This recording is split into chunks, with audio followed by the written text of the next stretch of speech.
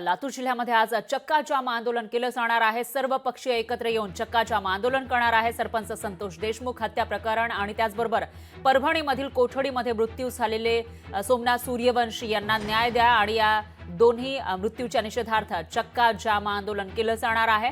तर दोषींना कठोर शिक्षा करावी अशी मागणी आंदोलक करणार आहे। सकाळी 10 वाजल्यापासून आंदोलनाला सुरुवात होईल अशी माहिती ही समोर आली आहे।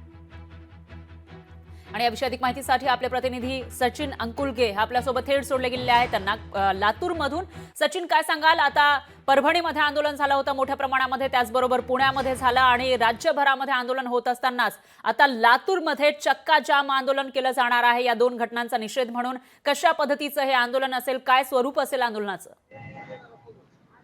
नक्कीच फरक जर पाहायला गेलं तर राज्यभर संतोष देशमुख आणि संतोष सूर्यवंशी यांच्या हत्या प्रकरणामध्ये जे आहे ते निषेध मोर्चे या ठिकाणी निघताना पाहायला मिळत आहेत। त्याच सोबतच आज लातूर जिल्ह्यामध्ये जे आहे ते चक्का जाम आंदोलनाचं आयोजन या ठिकाणी करण्यात आलेलं आहे।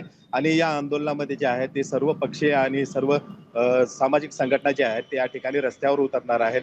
आणि यासाठी संतोष देशमुख यांच्या हत्येचे मारेकरी जे आहेत त्यांना तात्काळ अटक करावं अशी मागणी या आंदोलनामधून करण्यात येणार आहे। तसेच संतोष देशमुख यांचा जो खटला आहे तो फास्ट ट्रॅक कोर्टामध्ये चालवावा अशी सुद्धा मागणी या ठिकाणी करण्यात आली आहे। तर वाल्मिक कराड यांना 302 नुसार गुन्हा दाखल करावा अशी सुद्धा मागणी या ठिकाणी करण्यात आलेली आहे।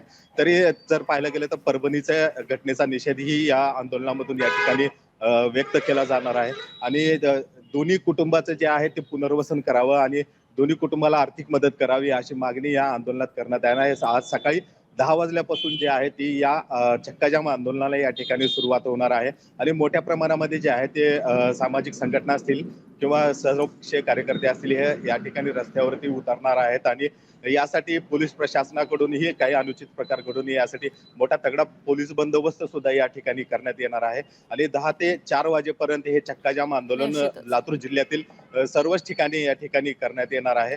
तसेच या ठिकाणी शाळा सुद्धा बंद ठेवाव्यात असं आव्हान सुद्धा सर्व संघटनाकडून या ठिकाणी करण्यात आलेलं आहे। आणि संतोष देशमुख आणि परभणीचे संतोष सूर्यवंशी यांच्या सोमनाथ सूर्यवंशी यांच्या कुटुंबाचं पुनर्वसन करावं आणि यांना आर्थिक मदत करावी अशीच मागणी प्रामुख्याने या ठिकाणी करण्यात येत आहे। सचिन, एकूणच असं म्हणता येईल की चक्का जामची तयारी केलेली आहे, त्यामुळे त्याचा मोठा परिणाम या ठिकाणी जाणवण्याची शक्यता आहे। त्याविषयीची अपडेट आपण घेत राहूया। दरम्यान धन्यवाद तुम्ही दिलेल्या या सविस्तर माहितीसाठी। लोकशाही मराठी ऐका, पहा, जागरूक रहा।